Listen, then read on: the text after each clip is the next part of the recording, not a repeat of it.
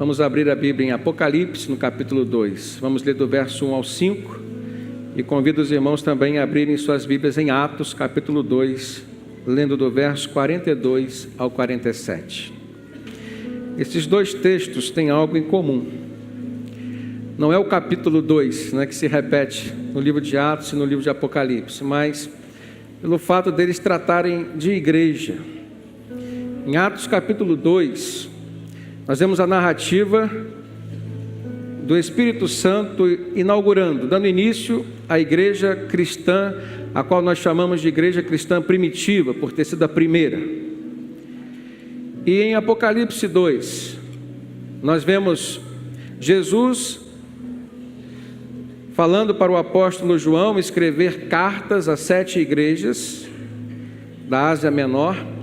E especificamente o texto que nós vamos ler diz respeito à igreja que situava-se na cidade de Éfeso.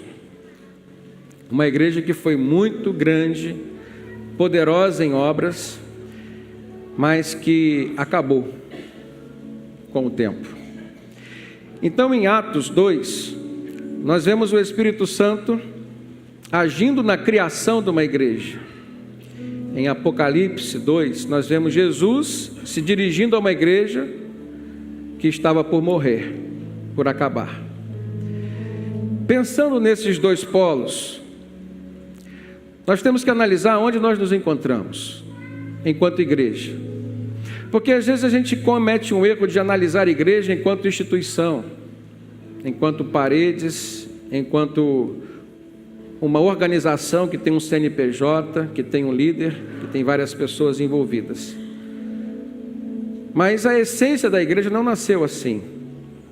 Nasceu através de vidas que Jesus foi chamando e acrescentando aquilo que foi denominado posteriormente de igreja. Então, igreja diz respeito a pessoas, a um organismo vivo. É fato que existe uma organização até para que possa ser reconhecida pelo Estado e ser cobrada nos seus deveres e também exercer os seus direitos perante a sociedade. Mas espiritualmente falando, a essência da igreja está em pessoas lavadas, remidas, redimidas pelo sangue precioso de Jesus. Quem crê em Jesus recebe a salvação, se torna então um cristão e passa a fazer parte dessa igreja. Não somente uma igreja local como essa nossa, mas uma igreja que está na totalidade da terra, nos vários cantos desse mundo. Nós vemos que a igreja pode errar no seu direcionamento, nas suas atitudes, como também pode acertar. Eu queria analisar com os irmãos o comportamento das duas igrejas. A igreja em Atos, a igreja que estava nascendo, crescendo, e a igreja em Éfeso, retratada em Apocalipse, que recebeu aquela carta escrita por João, mas dita pelo próprio Senhor Jesus. Uma igreja que estava em processo de falência espiritual. Então vamos acompanhar os textos. Primeiro nós vamos ler Atos, que nos diz assim: eles se dedicavam ao ensino dos apóstolos e à comunhão, ao partir do pão e às orações. Todos estavam cheios de amor e muitas maravilhas e sinais eram feitos pelos apóstolos. Os que criam mantinham-se unidos e tinham tudo em comum. Vendendo suas propriedades e bens, distribuíam a cada um conforme a sua necessidade. Todos os dias continuavam a reunir-se no pátio do templo. Partiam o pão em suas casas e juntos participavam das refeições com alegria e sinceridade de coração, louvando a Deus e tendo a simpatia de todo o povo. E o Senhor lhes acrescentava diariamente os que iam sendo salvos. Apocalipse capítulo 2, do verso 1 em diante. Ao anjo da igreja em Éfeso, escreva: estas são as palavras daquele que tem as 7 estrelas em sua mão direita e anda entre os 7 candelabros de ouro. Conheço as suas obras e o seu trabalho árduo e a sua perseverança.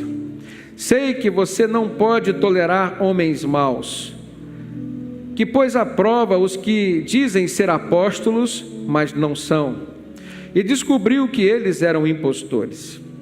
você tem perseverado e suportado sofrimentos por causa do meu nome, e não tem desfalecido. Contra você, porém, tenho isto: você abandonou o seu primeiro amor. Lembre-se de onde caiu, arrependa-se e pratique as obras que praticava no princípio. Se não se arrepender, virei a você e tirarei o seu candelabro do seu lugar. Amém? Queridos, a igreja do início e a igreja do fim. Pensando sobre a igreja do início, a igreja criada lá em Pentecostes, inaugurada em Pentecostes, a igreja que nós chamamos de igreja cristã primitiva, 4 perguntas eu gostaria de fazer acerca desse texto de Atos 2 que nós lemos. A primeira delas é: quais eram os interesses daquela igreja? Quais eram os seus valores? Uma igreja que nós temos como igreja exemplar, a igreja que mais vivenciou as manifestações do Espírito Santo, a igreja que foi crescendo devido à pregação dos apóstolos e que foi se comportando debaixo da orientação espiritual dos apóstolos. O texto que nós lemos em Atos 2,42 diz que essa era uma igreja que se dedicava ao ensino dos apóstolos. Portanto, era uma igreja que gostava de aprender. Era uma igreja que se dedicava à palavra, que valorizava a palavra.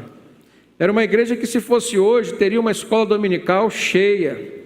Era uma igreja que, se fosse nos dias de hoje, nos cultos, nós veríamos todos os cristãos com a Bíblia aberta, fazendo anotações, aprendendo, registrando o que se aprendeu.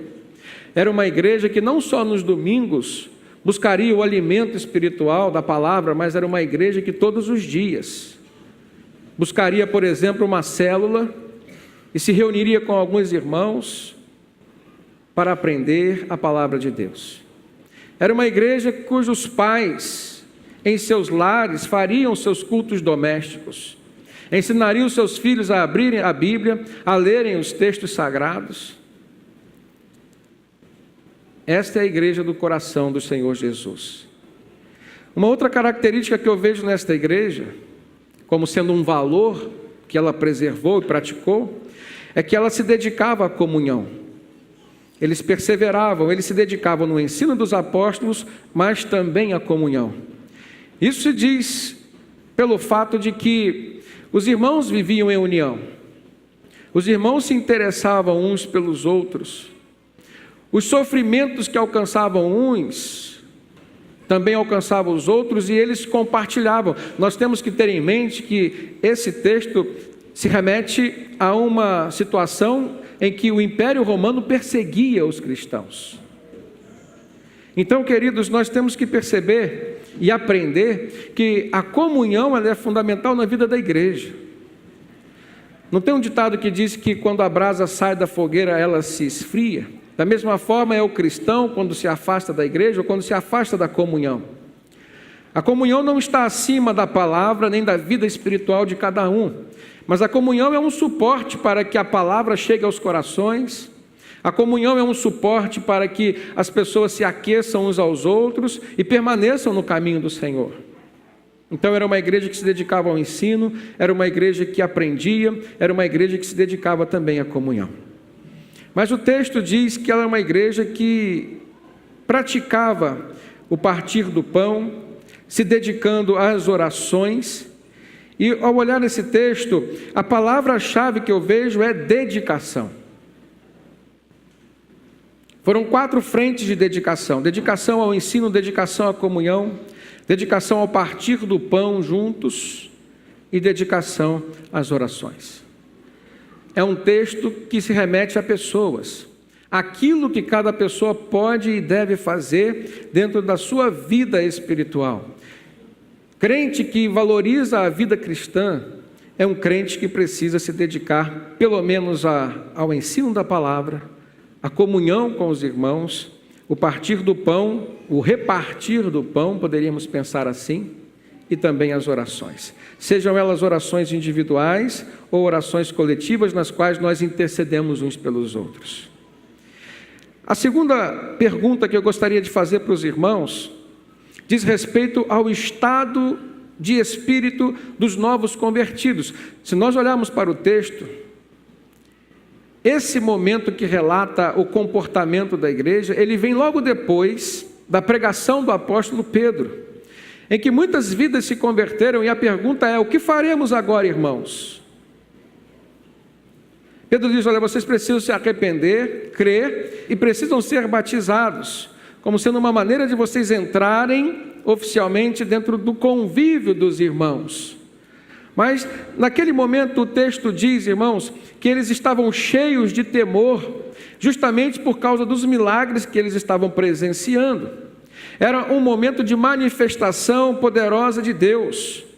Então, o temor no coração das pessoas estava fazendo com que eles se interessassem por algo a mais que eles deveriam fazer. O temor no coração das pessoas fazia com que eles procurassem os apóstolos, aqueles que já eram cristãos antes deles, e dissessem assim: o que é que nós temos que fazer? Passem para nós, pela experiência de vocês, qual deve ser o nosso comportamento. Então eu trago a reflexão dos irmãos, a importância do exemplo daqueles que vêm antes de nós. E a importância do nosso exemplo para aqueles que virão depois de nós. De uma certa forma, o que a Bíblia está nos mostrando é que existe uma responsabilidade nossa hoje, tal qual a responsabilidade dos apóstolos naquele tempo. As pessoas que se convertem hoje vêm até nós em busca de um exemplo, trazendo uma indagação acerca daquilo que devem fazer. O apóstolo Paulo certa vez disse: olhem para mim, como quem diz, eu sigo o exemplo de Cristo e vocês devem me seguir. Será que nós poderíamos fazer isso hoje, irmãos? Esse texto não nos cobra uma perfeição, preste atenção. Jesus sabe da nossa limitação, enquanto humanos que somos, mas cobra de nós o interesse, a busca pela perfeição. Cobra de nós um comportamento que aqui se deu pelo estado de espírito daqueles novos convertidos também. Porque o mesmo temor que havia no coração daqueles que se convertiam, naquele tempo era vivido por aqueles que já eram convertidos. E a Bíblia diz que o temor do Senhor é o princípio da sabedoria. Eclesiastes capítulo 12, verso 13, diz assim: agora que já se ouviu tudo, aqui está a conclusão, diz o texto sagrado: tema a Deus e guarde os seus mandamentos, pois isso é o essencial para todo homem. Quando o autor aos Eclesiastes fala essa palavra, irmãos, ele relaciona o temor ao Senhor com o fato de guardarmos os seus mandamentos. E ele diz que essas duas coisas são essenciais para o ser humano. E no verso 14 de Eclesiastes 12, ele explica. Ele diz assim: pois Deus trará a julgamento tudo aquilo que foi feito, inclusive tudo o que está escondido, seja bom ou seja mal. A preocupação, o anseio do coração daqueles novos convertidos era motivado por um temor diante de tantas coisas que eles estavam vendo, miraculosas, a manifestação do Espírito Santo. E aquilo os confrontava com o seu modo de ser, de viver. Aquilo tocava em suas mentes no sentido de que, se nós estamos conhecendo o poder de Cristo Jesus, que nos chama ao arrependimento, nós não podemos mais ser quem nós éramos antes. O temor a Deus nos leva a uma transformação de vida, irmãos, e essa transformação tem que ser diária. Não é só aquela transformação que aconteceu no momento da sua conversão. Aliás, poucas transformações acontecem no ato de uma conversão. A regeneração e a santificação são processos que vêm depois. E é triste quando você se sente um cristão assim, que a única experiência de transformação foi aquela da sua decisão do dia que você aceitou Jesus. O cristão, ele precisa acumular experiências de transformação. Eu preciso olhar para mim ontem e ver que hoje eu sou melhor. Eu preciso, na minha caminhada cristã, encontrar momentos nos quais eu estou vendo Jesus falando comigo, Muda nesse aspecto da sua vida. Não faça assim. Deixe de pensar desse jeito. Melhore o seu temperamento. Trate melhor as pessoas. Se eu estivesse no seu lugar, eu faria desse jeito. Percebam que diz respeito a coisas práticas. É o nosso dia a dia. O temor a Deus nos faz seguir os seus mandamentos, e quando seguimos os mandamentos do Senhor, não há como não experimentarmos transformações no nosso interior. O temor veio pela veracidade, pelo confronto que eles tinham com a verdade acerca de um Deus que fazia milagres, irmãos. É duro a gente olhar para esse texto e ver que aquela igreja que nasceu por meio da pregação dos apóstolos era uma igreja que já existia dentro de um conceito judaizante e uma religião forte, na qual Deus também se manifestou, mas o fato deles se converterem e o fato de haver temor nos seus corações pelos milagres que eles estavam vendo, retrata a nós o fato de que eles já não estavam vendo isso há muito tempo. Israel passava por um esfriamento espiritual. A igreja que nasceu em Atos foi uma igreja que experimentou um avivamento espiritual. Ela viu o poder de Deus agindo e isso transformou suas vidas. A igreja cristã hoje precisa agir assim também. Eu te faço uma pergunta: você tem visto o poder de Deus na sua vida? Você tem acumulado experiências com o Senhor? Um outro ponto que eu gostaria de refletir com os irmãos nesse texto, se referindo à igreja de Atos, diz respeito ao relacionamento entre os novos cristãos. O povo que se convertia era acolhido, o povo que se convertia era abraçado, e numa proporção maior do que a perseguição que eles recebiam lá fora, porque o povo que se convertia, que era acolhido, que era abraçado, também era um povo perseguido. A perseguição, as tribulações, as aflições faziam com que eles buscassem estar mais próximos uns dos outros. Então o texto nos diz, verso 44, que eles, todos os que criam, mantinham-se unidos e tinham tudo em comum. Quando um estava passando por um problema, o outro estava ali para tentar resolver. Então, a característica no relacionamento entre os novos cristãos diz respeito à união. Eles mantinham-se unidos. Quando o texto diz que eles tinham tudo em comum, isso diz respeito à capacidade que eles tinham de repartir, de emprestar, de dividir ou até mesmo de doar. Se nós olharmos na história dessa igreja, nós vamos ver que muitos vendiam suas propriedades, suas fazendas, seus meios de produção, e pegavam aquele valor e repartiam para aqueles que eram perseguidos. Era normal que quando um chefe de família se convertesse, ele perdia o seu emprego. Ninguém dava serviço para um cristão naquele tempo, com medo da perseguição romana. Então cabia aos cristãos já convertidos suprirem as necessidades uns dos outros. E o fato era também motivado pela expectativa que eles nutriam em seus corações da breve volta do Senhor Jesus. Então, se Jesus estava para voltar, e era isso que o Evangelho pregava e prega até os dias de hoje, qual a razão de se ter uma grande fazenda, uma grande propriedade, se na fé que eles cultivavam em seus corações, Jesus estava para voltar em breve, talvez em dias, em meses. Então o fato deles venderem os seus bens, suas propriedades e repartirem, também denotava o tamanho da fé e do despreendimento daqueles cristãos. E aí a gente para e pensa, por que era uma igreja que vivia e presenciava tantos milagres feitos pelo Espírito Santo? Porque era uma igreja que não se prendia a bens, mas era uma igreja que vivia na expectativa de uma manifestação do reino de Deus em suas vidas. Quando Jesus disse, olha, não ajunteis tesouros aqui na terra, onde a traça e a ferrugem corrói, mas ajunteis tesouros nos céus, Essa era a visão dos cristãos naquele tempo. E muitos agiam assim. Encontramos na Bíblia os exageros, encontramos na Bíblia os erros, como o de Ananias e Safira.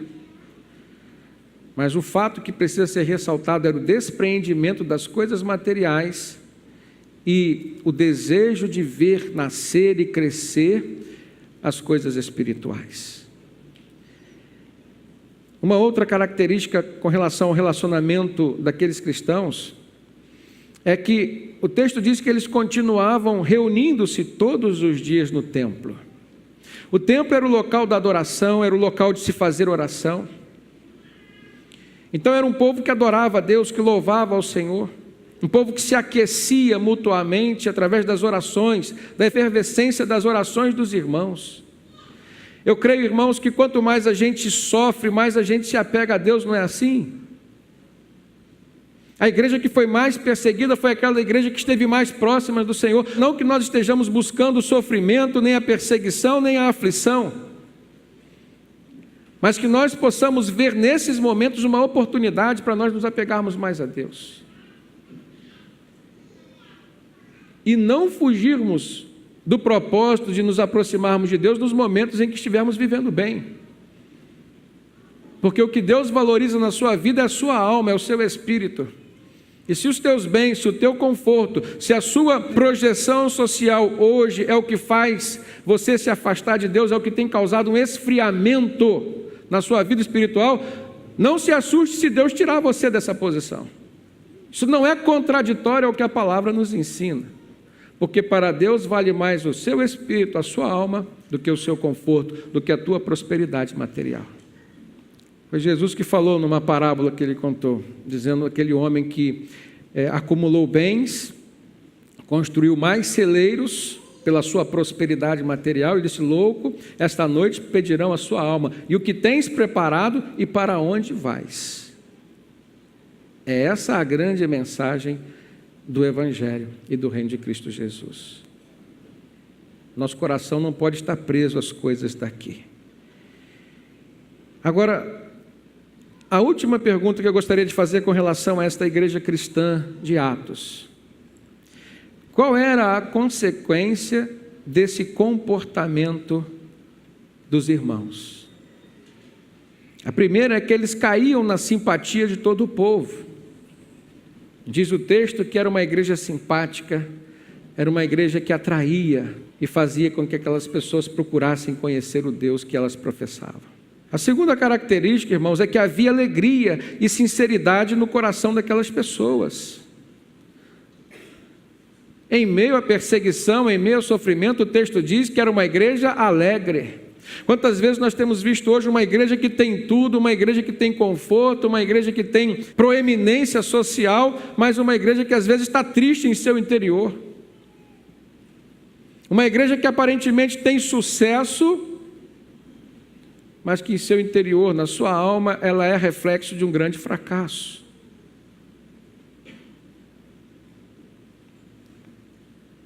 Aquela igreja que em Apocalipse parecia ser uma igreja rica, mas que Jesus falou: tu és miserável, tu és pobre, tu és cega e tu estás nu.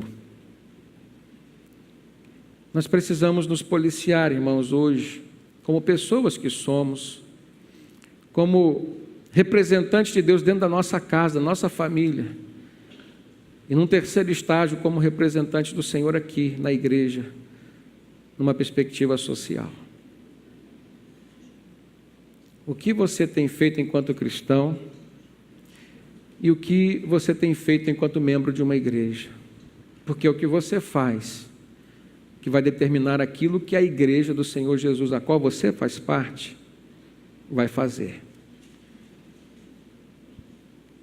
Você vive preocupado se a tua igreja está ajudando os pobres? Se você vive preocupado se a tua igreja visita orfanatos? Se você vive preocupado se a tua igreja está atendendo a necessidades dos santos, que são os domésticos da fé? Você vive preocupado se a tua igreja faz missões? Você vive preocupado se a missão integral faz parte da mente e do coração de cada irmão aqui, a começar do teu?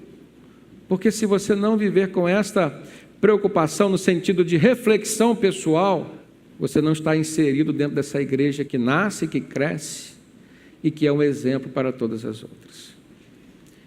Talvez você esteja inserido dentro de um contexto da igreja de Éfeso, a igreja que estava morrendo. Na igreja de Atos, o último verso que nós lemos, versículo 47, diz que o Senhor lhes acrescentava diariamente aqueles que iam sendo salvos. Quantas vidas você já ganhou para Jesus esse ano? Uma das formas que nós temos percebido hoje de ganharmos vidas para Jesus são as células, os grupos que se reúnem nas casas, até mesmo por conta do preconceito que existe hoje com relação aos templos evangélicos. E como a nossa visão não está presa ao templo evangélico, a nossa visão está no evangelho que alcança o ser humano, então nós vamos para as casas. Quantos amigos você tem que, se você convidasse para ir na tua igreja, eles não conhecem a tua igreja?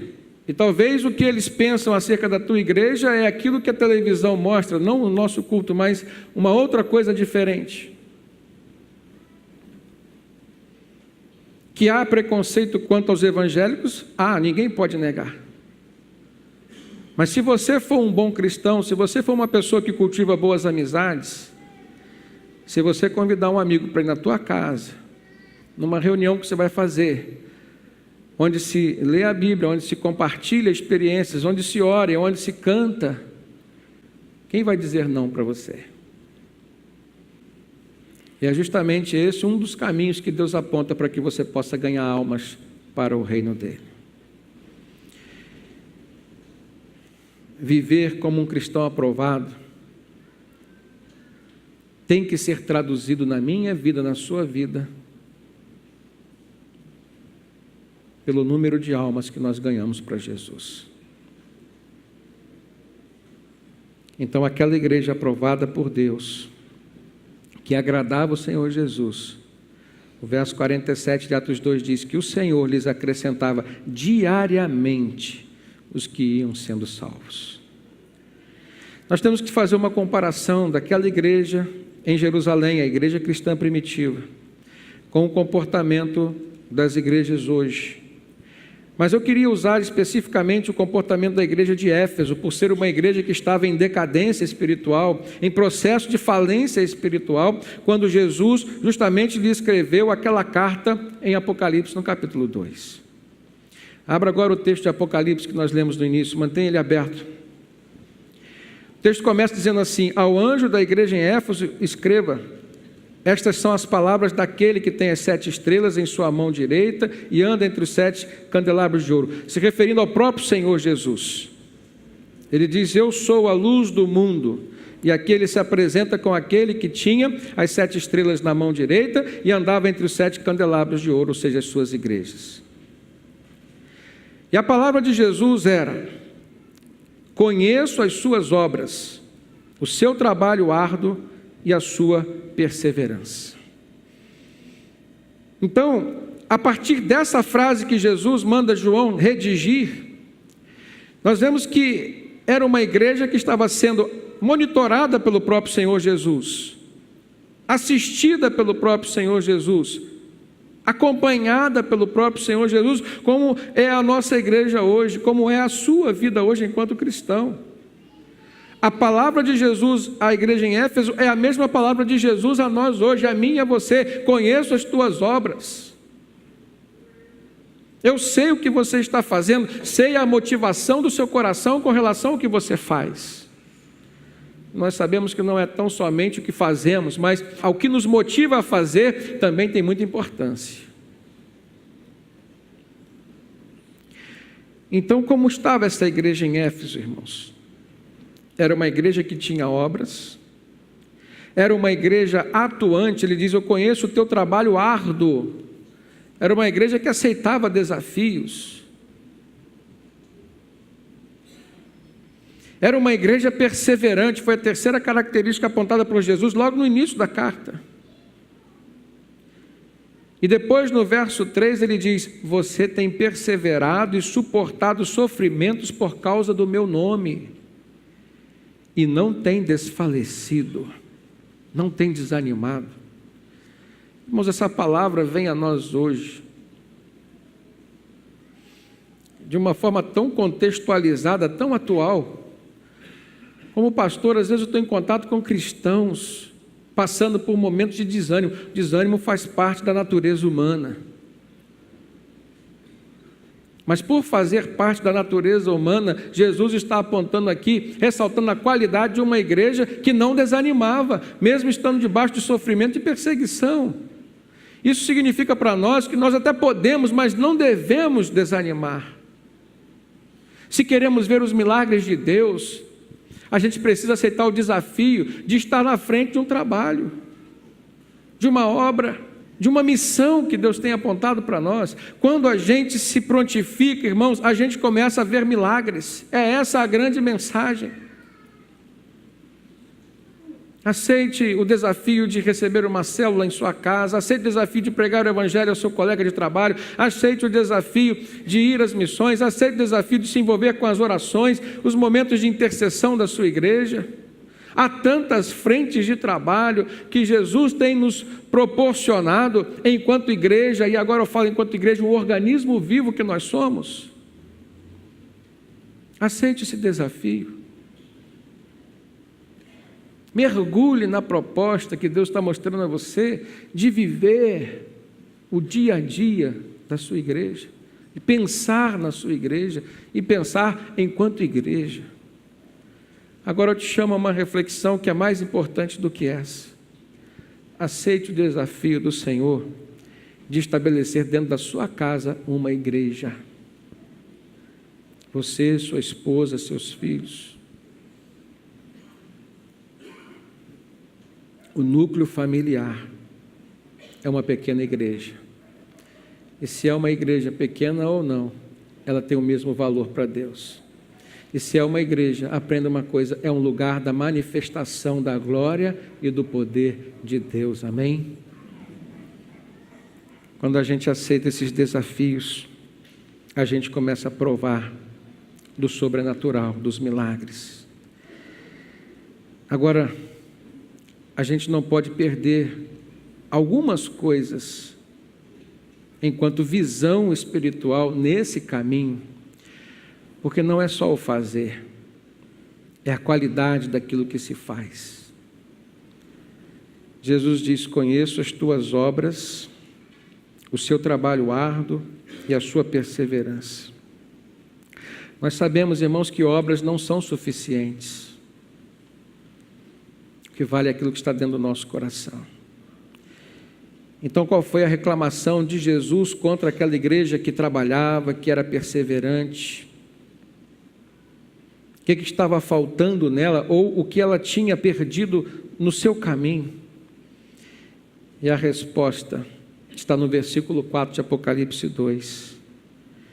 Jesus diz: contra você, porém, tenho isto: você abandonou o seu primeiro amor. Foi uma igreja que abandonou o seu primeiro amor.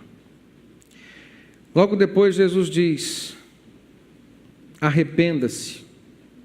Lembre-se de onde você caiu, ou seja, lembre-se do seu erro. Qual foi o momento na sua caminhada onde você tropeçou, onde você se afastou, onde você se esfriou? Arrependa-se e pratique as obras que você praticava no princípio.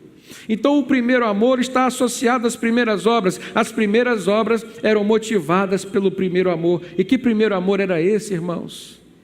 Senão o amor que veio de um conhecer a Jesus.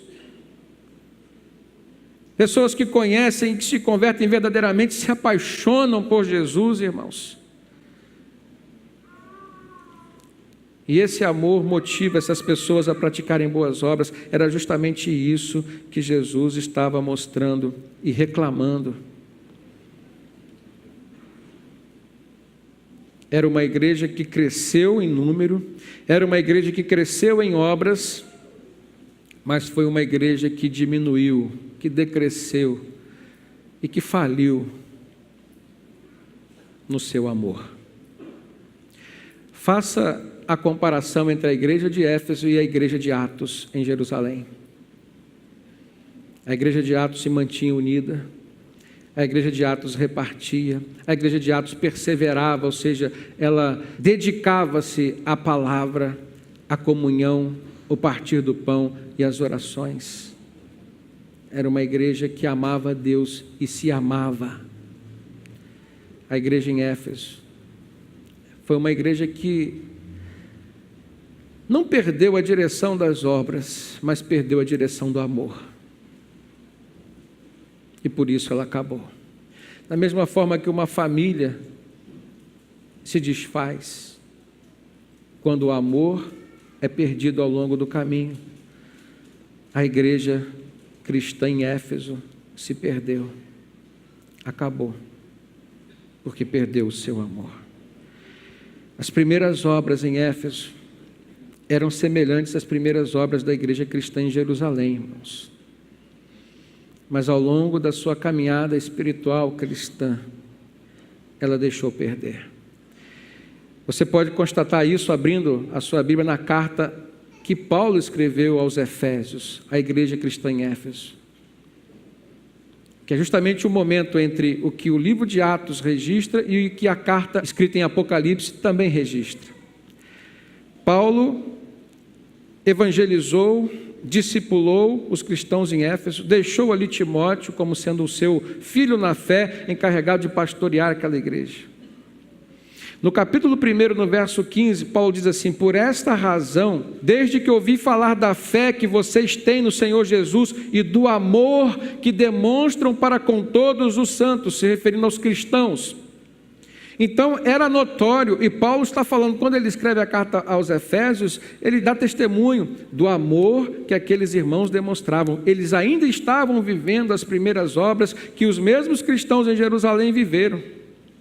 Capítulo 2, verso 19, da carta aos Efésios, Paulo diz: portanto, vocês já não são estrangeiros nem forasteiros, mas são concidadãos dos santos e membros da família de Deus, edificados sobre o fundamento dos apóstolos e dos profetas, tendo Jesus Cristo como a pedra angular, no qual todo o edifício é ajustado e cresce para tornar-se um santuário santo no Senhor.